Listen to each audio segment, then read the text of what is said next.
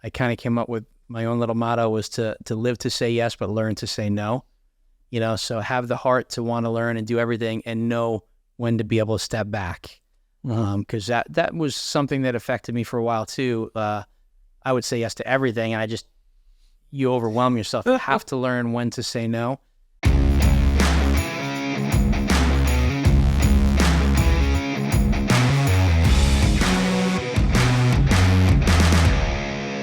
Welcome back to another episode of Grow with the Bros. Today we have special guest Danny Horbichuk, who is the executive director of the Brothers That Just Do Gutters franchise. And for those of you who have been paying attention, just about 9 months ago we had you on to talk about this. And now, 9 months in, we're going to see how it's going. And we have a really bunch of cool topics today. So one, reflecting on Danny's first year leading the franchise. An insider's perspective on managing a rapidly growing franchise, lessons learned, strategies implemented, and challenges overcome. And the one I'm looking forward to, Imposter Syndrome.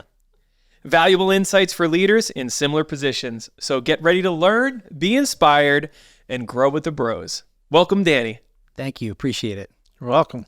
My first question is, your first year as an executive director, tell us a little bit about that. Well, it started out just trying to get a feel for what I was stepping into. I'd been around the franchise, obviously, managing Hudson Valley, and you guys have been gracious enough to keep me involved in a lot of that right from the beginning on the franchise side. So I was aware of some of it, but one of the big initiatives I took right out of the gate was to make phone calls to each location and speak to them and kind of get a feel for what it was like out there, how people were doing, what their thoughts were on franchise, kind of get a gauge on what I was stepping into.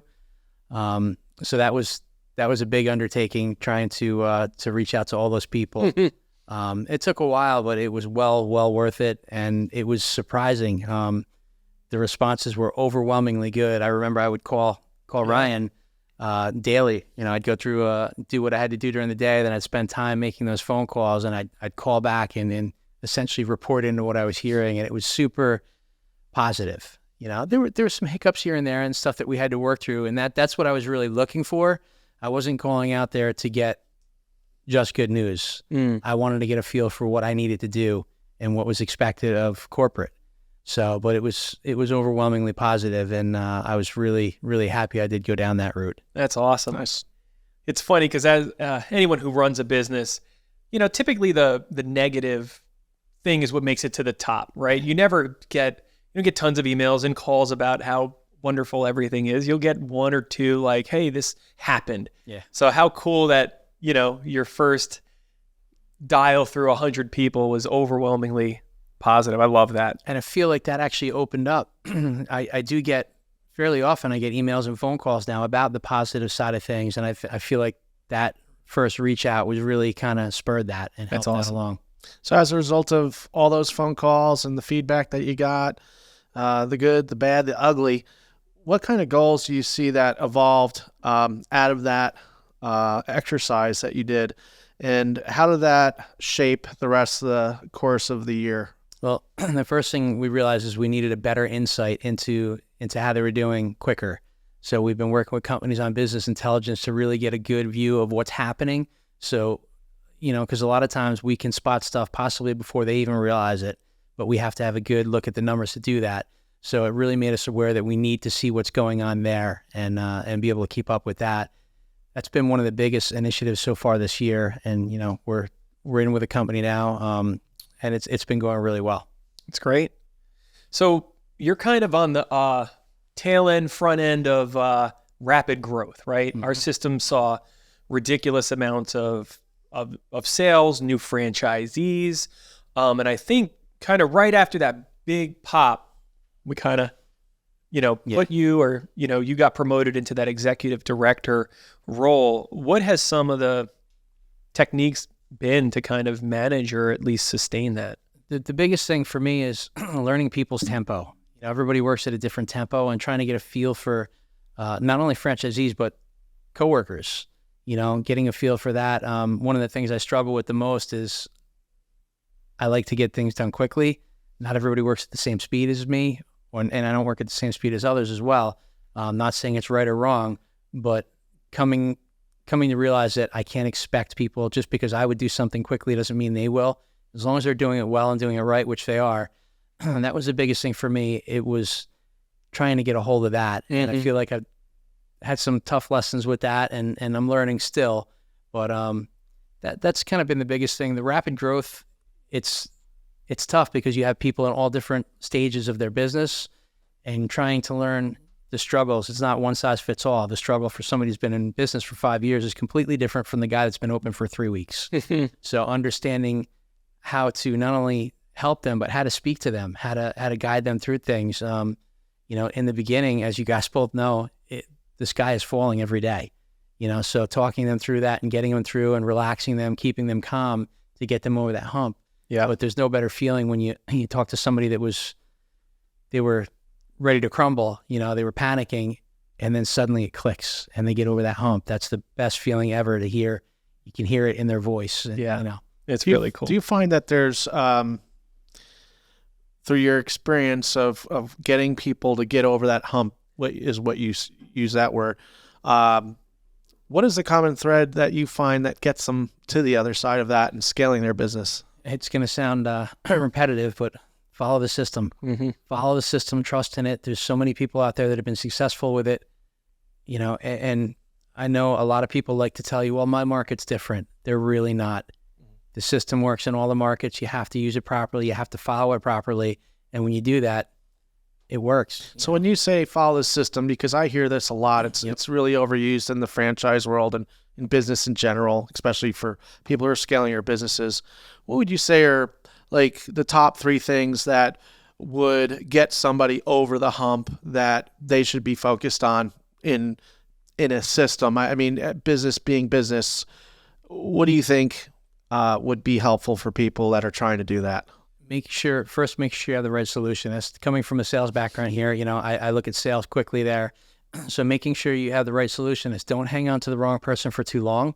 If they're not hitting the numbers you need, it's going to affect everything down the line. So making sure that you have the right person in place, they're doing the right thing by you, they're hitting the right metrics, that's huge. Marketing, getting out there, marketing yourself as well. I mean, we'll market for you. We do what we do, but there's so much more to it. You got to get out there and you got to pound the pavement. You got to make yourself known. You're coming into a territory that people may or may not be familiar with the company, the brand.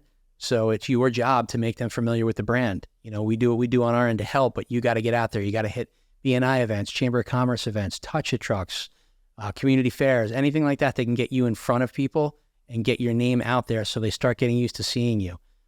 So those are 2 of the biggest things that we see often overlooked.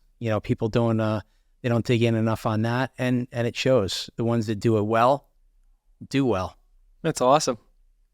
So what's one of the biggest wins or positive experiences that you've seen, or something that happened that really stands out, that was surprising, that was fulfilling, that was something in the system that really stood out to you? Well, I just had a phone call recently. I'm not sure if this is exactly where you're going, but I spoke to one of our franchisees down in Tennessee.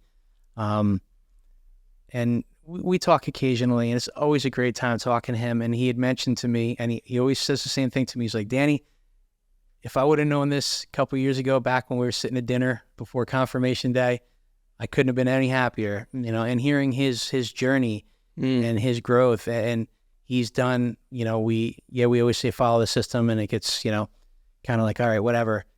But here's a person who truly followed the system from day one, and his success is phenomenal. I mean, I just talked to him the other day. He's booked 6 weeks out solid with work, running 3 trucks, looking for his 4th truck, and I think he's a year and a half in, maybe. Wow. Pushing 2. That's how many territories? I knew you were going to hit me with that one. I don't know off the top of my head.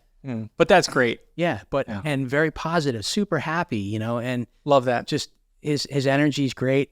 He was telling me that people are coming to him for work. He doesn't, to the point now where his reputation is so good with the workers he's got. They're fantastic. They love it. He made one comment that really stuck out to me, and I'm like, this is a guy that understands the culture and what we're about. He said when they started, he goes, you couldn't stand in the parking lot at 5 o'clock because you get run over from the guys trying to get out of there. He goes, the other day, it was and I think maybe 6:30, 7 o'clock. Don't quote me on that, but it was a couple hours after. And he goes, I went in the back, and all the guys were still there, just hanging out, talking about football. And I'm like, that's top level culture building. That's, you went beyond culture. You're building a family. Love it. And then in the back of your brain, you're like, I'm hoping they clocked out. Absolutely. Well, and that goes way beyond, a system is basically a bunch of things you follow, right? Yeah. But the culture part of it and intertwining that into the system, I think is an integral part. And really, I think the difference between people who are having fast growth, you can focus on sales and marketing and, the system and production and all the things that make the business go around. But you as the individual who's leading that company has to really set the tone for what the culture is going to be. And I think that's, one of the most important things. 100%. I had somebody approach me, a local business owner up here a couple of years ago. I was at an outing, and this person approached, and they asked me, it was the oddest question. They said, all the stuff I see online, Brothers Gutters, that's all fake, right? That's props. I'm like, what are you talking about? They're like the videos, stuff like that. I'm like, what do you mean fake? Ken's hair and makeup. This is all. When that gutter fell down off, good-looking real person. when the gutter fell down off of that house, that was a prop. Just, all the other stuff, though. And they were serious. And I'm like, for real? And they're like, yeah, well, I see it. I just can't believe that that's a real environment. I'm like, it's 100% real. If anything, you're not getting a good look at it. It's more positive than what you get to see. You get to see glimpses of it. And their comment was, well, and this is a big company, has been around for a while. Their comment was, well, we're trying to build a culture here. I'm like, don't kid yourself. You have a culture. It might not be a good one, but you have a culture. It's good. So, and it's things like that, the little eye openers that you get once in a while that you realize, that all the hard work that you put in and everybody puts in, it's worth it. You live in it day to day. So like anything else, you can kind of take it for granted.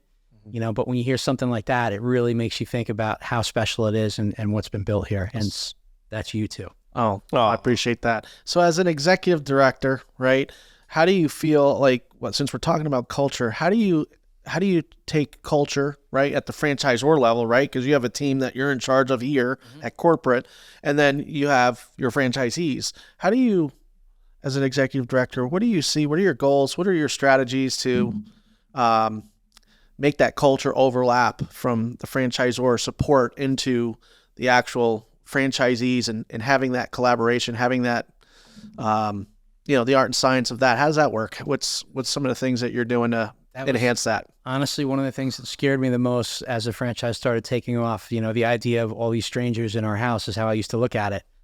And then come to realize, we've added so many great people here, and it's just gotten bigger and better as you're adding people into it. The people that find this brand find it because of what it is. It's not because of, none of us are here because of Gutters. We're here because of the culture of the brand itself.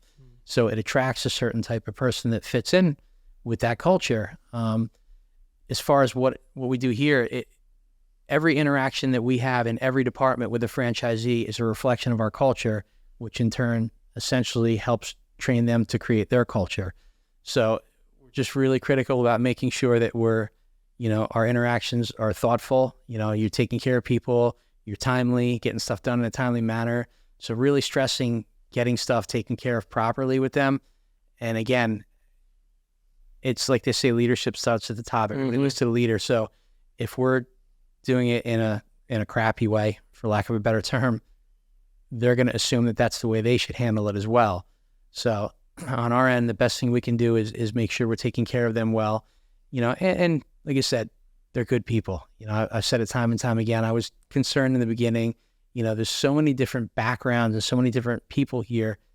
It's amazing to me how well it all meshes together. At conference, when you see everybody at conference hanging out, you're like, where would that person and that person ever have crossed paths and been hanging out, having a drink?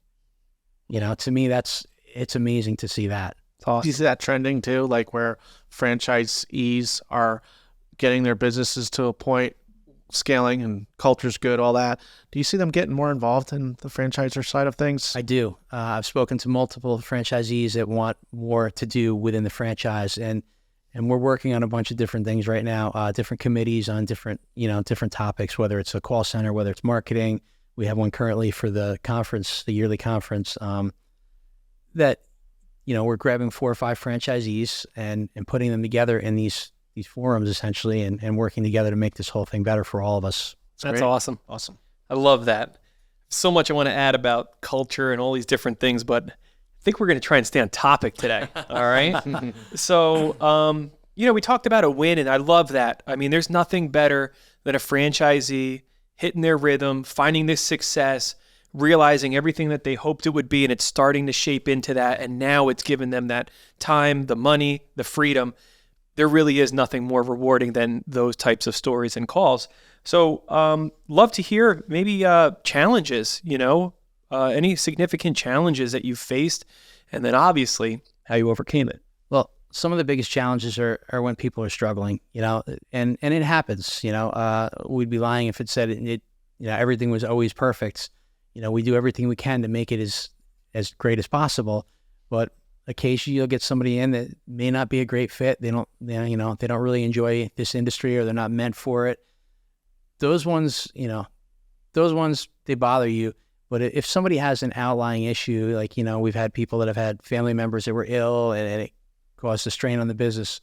Those are the ones that hurt the most, I think, because you see somebody they're all about it. They have the right intentions. They're doing the right things, and there's an outside force that's affecting them. In those situations, we do anything we can to get them through. We do morning huddles every morning. All the directors get together and we discuss what's going on. If anything has come in overnight or from the day before, and anything that somebody could be struggling with, we discuss it. We talk about who should be involved, what we need to do to get them over that. So that was something we implemented probably 4 months ago, I think 5 months ago. And that's been a game changer, because what happened before that was a Z could call in and speak to somebody in marketing or somebody in operations and talk to them about a struggle, but somebody in support might not realize that they're going through that, or somebody in marketing may not know that they talked to somebody in operations. So being able to get together and all of us talk about that and discuss a plan and what we're going to do and hold each other accountable, that's the biggest thing, the accountability. So when you put that note on the board and we all know something's going on and somebody needs to be involved in that, the next morning, if your due date for that topic is tomorrow morning, you better have an update on that. Your team is watching for you to handle this now. So that's been kind of a game changer as well. Oh, I hear you. No, that's great. So I'd say let's get right into imposter syndrome. All right. So everyone hears about this. If you haven't, well, you heard it here first then. Yeah. So I'm just going to read the definition. Imposter syndrome is it's a psychological occurrence in which people doubt their skills, talents, or accomplishments and have a persistent internalized fear of being exposed as frauds. Despite external evidence of their competence, those experiencing this phenomenon do not believe they deserve their success or luck. All right? So no matter what, you could be Michael Jordan and you've got all these rings and everything, and you're just, when are they going to figure me out? Yeah. And it's funny you say that, because a lot of the times they are people that are tops in their field that suffer with it the most. Yeah. And it's a quiet, you don't really hear about it. So actually, even hearing the definition gave me anxiety. So yeah, why don't you talk about that? I didn't even know what imposter syndrome was until I started here. I was going out, it was probably my second day with the company, and I went out with one of the salesmen that was here prior to me, and we were driving along, and he was asking me about my background, and my background is not typical of business. I was a touring musician. I was very fortunate there. I got to travel around the world and play. Did the whole MTV thing. I was able to achieve a lot of things that I wanted to when I was younger. After that, I raced motocross. I started very late, so it wasn't a pro thing, but I won titles with that. But what he noticed and he pointed out to me was that anytime he would ask me about something, I would throw something in to downplay it. Like with the music. Oh, yeah, but it's not like we're Metallica, or with the racing. Yeah, but, I was in it was a regional class and stuff like that. And for me, I always viewed it more as I'm not a bragger. I don't, I didn't want to come off like I was bragging about stuff, but that's all part of it. You downplay any successes. And again, I wasn't even aware of it until he pointed it out to me. And then I started doing some research into it and realized what it was, Has a name. Yeah, it's a thing. It's not just me. And then we've talked about it with, team members and stuff like that. And a lot of us go through it. It's something that you don't even realize it, but once you can put a name to it and a description, it's a lot easier to handle it, because it starts kicking in. I took some classes about a year ago where they talk about that, and they call them your saboteurs. When you're doing something, you get a voice in your head that says, you don't deserve that, or you're not good enough for that. That's what they call a saboteur coming in and kind of, so as you become aware of that stuff, it makes it easier to get past it. Yeah, it's funny. I just had this happen to me, imposter syndrome. My son, Brogan, he's got basketball on the brain, and he just lives, eats, and breathes it. And when we moved to Virginia a year ago, I was like, what are we going to do now? We don't know anybody. We were having a hard time breaking into the whole basketball thing. And I was like, well, maybe we should start a team. And then imposter syndrome. There's no way. I don't know anything about basketball. I didn't play basketball growing up. I watched it on TV. I was a Knicks fan. I like playing out bad, but I was a wrestler, because I couldn't get on the basketball team because I sucked. Height we do not have.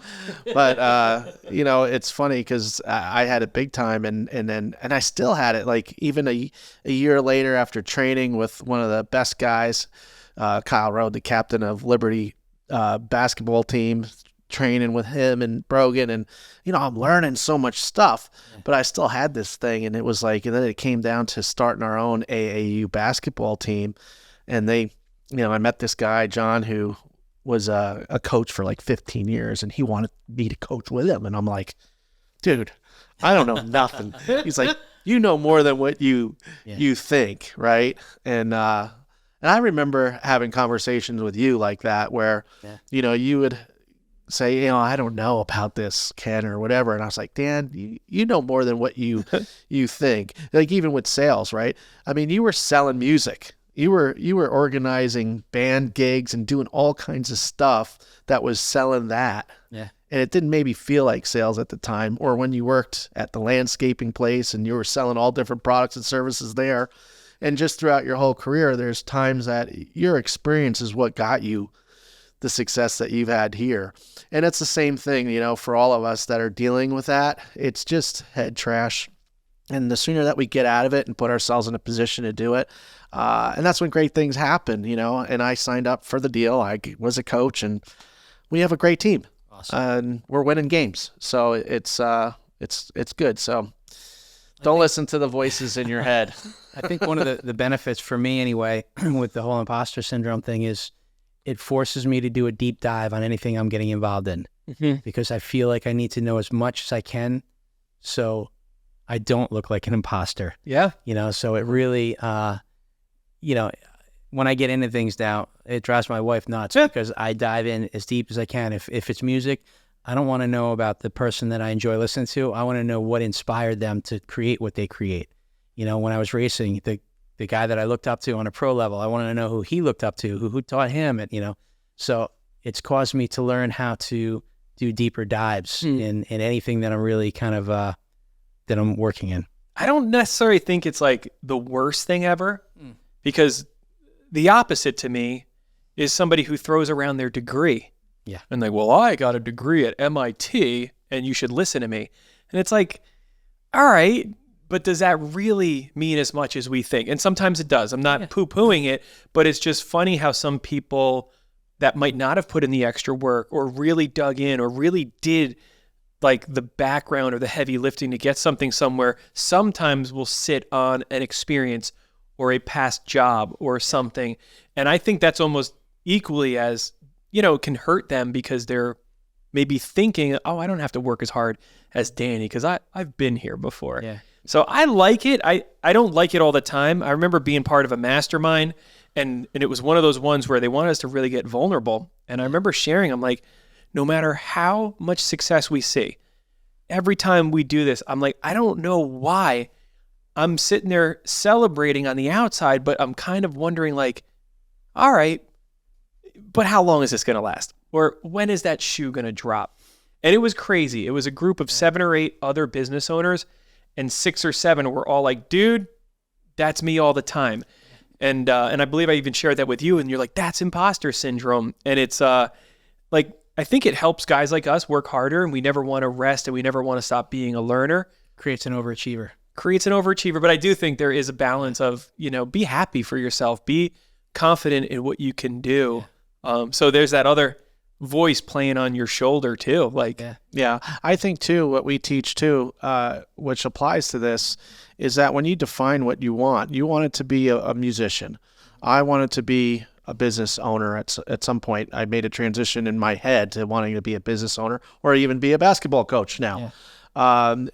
Once you define that, and then you start learning the things that you need to learn to be proficient at it, and even become an expert at it, and you've done it before, you know the effort and the time that it's going to take to get from here to there. Yeah. And when you can do that, to all our listeners out there that are listening, define what it is that you want to do and accomplish, and then learn from somebody that's already done it, like you just said, and like we've all done many times with many different things. And that's what we do. I put myself in a position that I can learn the game of basketball with somebody who's done it since they were 4th grade, right?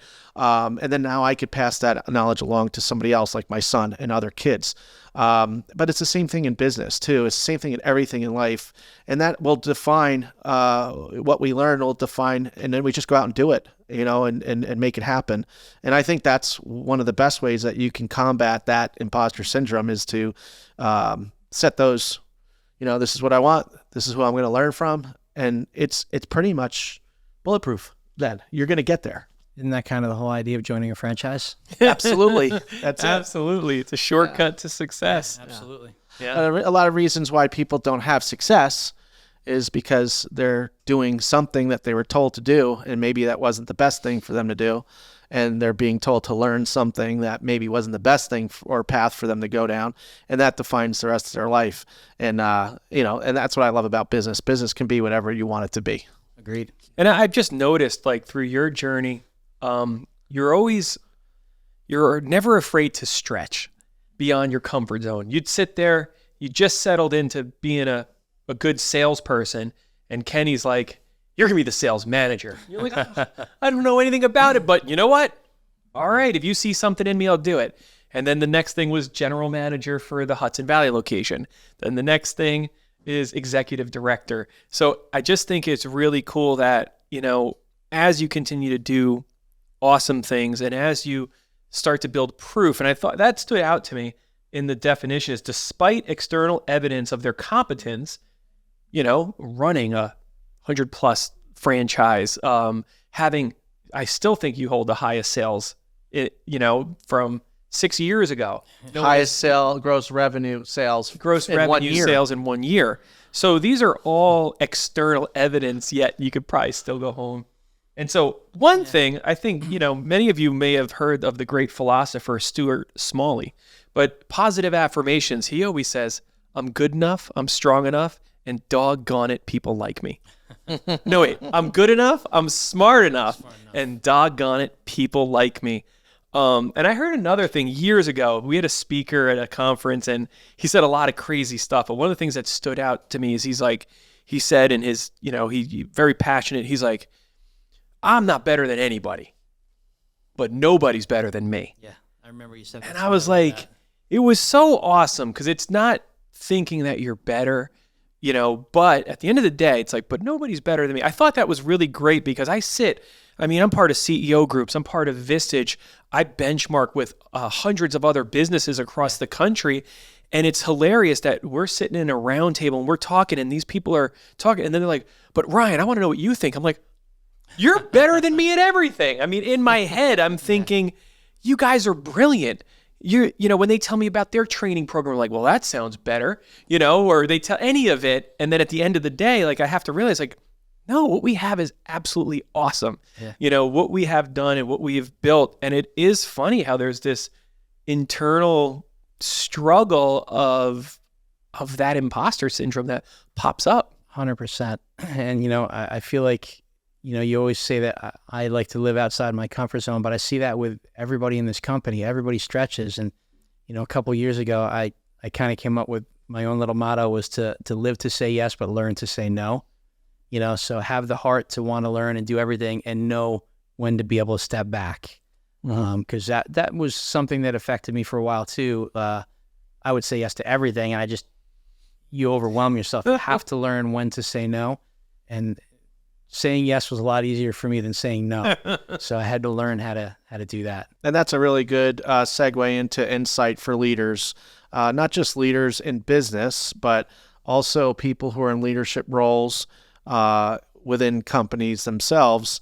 What are some advice and insights that might be helpful to those any person that's in a leadership position that you might be able to pass along here? Nothing groundbreaking here, but listen way more than you talk, because you'll hear how people view you. You'll hear what they expect of you, what they want from you, what they like about you, what they need from you. So if you're actively listening to what they want and not worrying about what they may need, will help you. And you helped me with that a while ago. We were talking about something and you said, do they really need that? I'm like, well, why wouldn't they want it? Yeah, but do they want Are they asking it? for asking for it? Yeah. And that was kind of a little bit of an aha moment for me, I guess. As simple as it is, you sit back and you look, you're like, you know what? They're not asking for it. So while I'm focused over here on what I think they need, they're asking for this, but I'm so focused here, I'm not hearing this. Yeah. So really listen. That's the biggest thing. Listen to what people are saying. And people will like you for sure if you're a good listener. Yeah, absolutely. One of my mentors, Brian Altman, he said to me years ago, he was asking me about the coaching, and he's like, really, are you getting that much out of the coaching? And I'm like, well, I could have never done this without a coach. I don't know how you don't have a coach. He goes, my coaches are my clients and my employees. And at first I was like, oh, that's not enough. And then I was like, holy cow, your clients continually tell you what they want. Your franchisees continually tell you what they want. Your employees do. I'm like, holy cow. So what you just said is listen. Like, we have our best coaches all around us. And yes, peers and masterminds and all that stuff is valuable. And he does see a lot of value in all of that, of course. But that really hit me is that, man, every day we're actually being given the answers of what could make something better. Yeah, and that's and coaches charge you money, right? But all those other things that are right at our fingertips, and all that feedback is all free. Yeah, yep. It makes you if we're listening. Well, that's Brian it. Actually shared something with me similar to that. When I was doing sales, I asked him for some tips one day or something, and he said, at the end of your sale, when you win your sale, he goes, I do this every single time, and I've probably said this multiple times. Ask your client, why did you choose me? And he's like, don't expect to be flattered, because it's the simple stuff that everybody overlooks. And he could not have been more right. And I took that and I continued to do that all through my sales. And I used that to kind of gauge where I was going and what I needed to do. And it made a big difference, just listening and making sure you're doing what they want. That's awesome. I love it. So before we wrap up, any big plans? Continue this beast growing. It's been great. The franchisees are amazing. Been fortunate enough to be doing some travel for different events and meeting up with them and getting some time to sit down in a quiet environment and talk. And it's been incredible, really hearing how they view the business from their side and how they view corporate from their side has been an eye-opener. Then being able to come back and share that with the team, have some team members with me as well at times. And it's important for them to hear that too. So it's, at the end of the day, all this is about people. We hang gutters, we do this and that, but it's about relationships and building them. It's about the franchisees creating the relationship with the customer. It's about us creating the relationship with the franchisee. So for me, just to continue doing what we're doing, helping them get to that next level, getting them over the hump and getting everybody, growing, continuing to grow and get to that next level. And we're seeing it every day. We have a bunch more salespeople that will be in the $1 Million Club this year. We have a bunch of locations that are doing, increasing their sales as well tremendously. There's a lot of success stories out there. Now it's about getting them to share with other franchisees so they can see the path that they're on and what they did to get there. We talk a lot about personal development, right, as a company. And if we're not developing personally, eventually our franchisees, our employees, there's nothing left for them to come and get from us. Tell us a little bit about what have you done, or how are you keeping up with your personal development to continue to make sure you have plenty to give? Yeah, I think you said it, but I'm not sure which one of you guys. If it was good, it was me. No, He learned everything he knows from me. It's true. It's true. You were talking about the well running dry, and I realized at that point, I'm like, holy crap, I haven't read anything in a while, and I'm This was a couple of years ago. Yeah, I'm just throwing out the same stuff over and over again. I haven't been able to add anything new, and when I would talk to you guys, there was always new stuff coming out. So it was kind of an eye opener for me. Like, learning's never done. Learning is continuous. It keeps going on and on, and so I've been through some courses through Cornell I've been doing. I just got a certificate for project management through them. I received my CFE from the International Franchise Association earlier this year as well.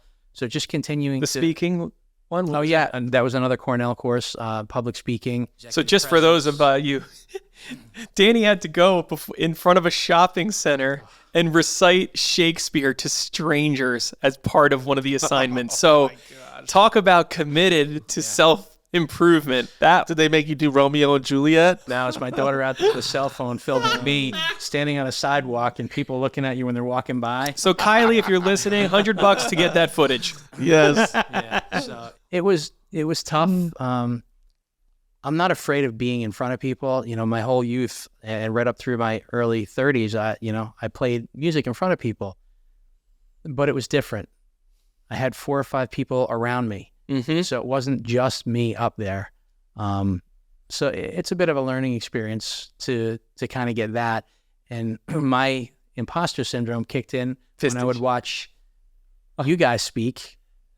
Ken Years hit me in San Antonio at our conference there. And I remember the intensity, like the pauses in your speaking, and it hit so hard. And then you're just so natural, and like you have a fun-loving vibe when you're talking. And it's engaging. And then watching Mario and Brandon, there's such good speakers that I just looked and I'm like, man, I got to step my game up.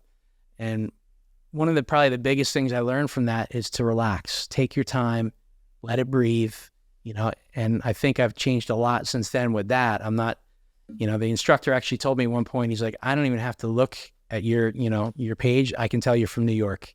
Wow. We're spitting stuff out so quickly. He's like, I can't believe you don't pass out from lack of oxygen.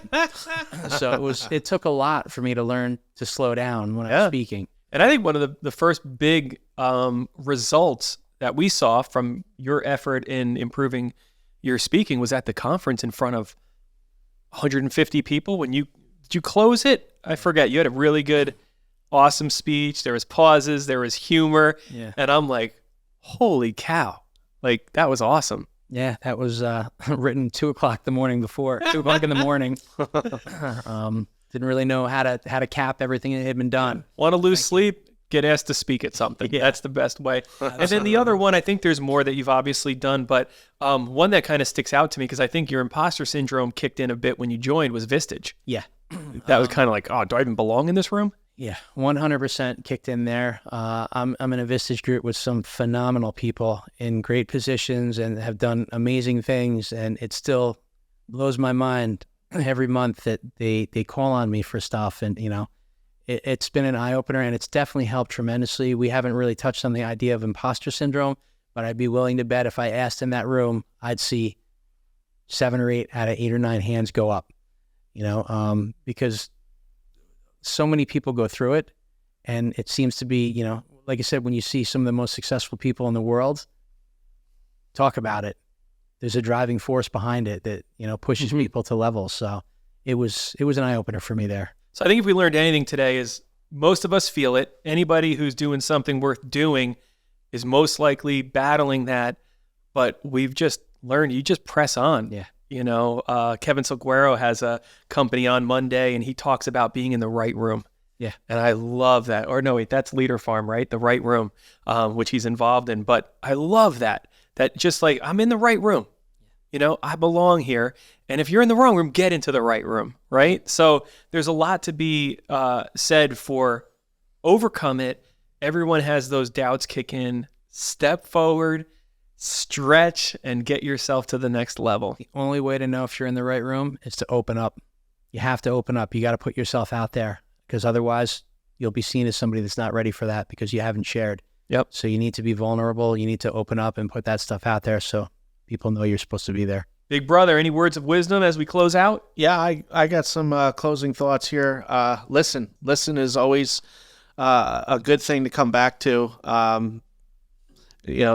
Sometimes just sitting there and taking it in, for whether it's an employee or a franchisee or even in your own personal life, just knowing when to speak and not to. And when's the right time to add what you can bring to a setting or group or whatever you're doing.